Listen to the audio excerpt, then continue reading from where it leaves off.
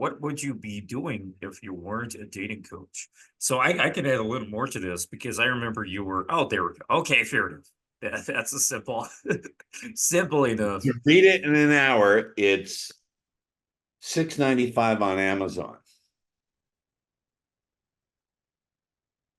There we go.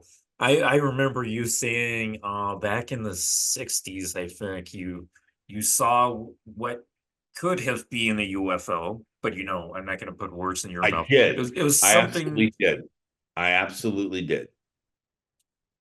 And subsequently, much later in the 80s, right near strike that, early 90s, right near Area 51, not on the base, but back then they had enough public land before the government bought it up, where you could actually not see the base itself, but see things that they were flying around. Every Wednesday night around 10, they'd fly around.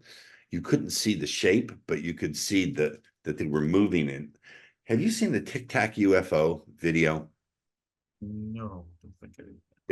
If you put in Nimitz, that's the name of the aircraft carrier, and Tic Tac, like the candy, don't do it now, but you'll see this thing is moving around, zipping around, not obeying any laws of aerodynamics. We could see lights doing that. And one of them took on a diamond shape, glowed different colors, and it either disappeared or it took off too fast for the eye to follow. So yeah, what was your question about the UFO in the 60s? Yeah, so I remember you said you at a very young age you found a very strong sense of purpose, That's and true. there was a lot of prophecy, I suppose we can say. And you even mentioned before That's this your one was word. privately though. That's not my word. I don't want people to go around saying Ross Jeffries prophesies. I don't believe that. That's your word. Everybody My watching, words.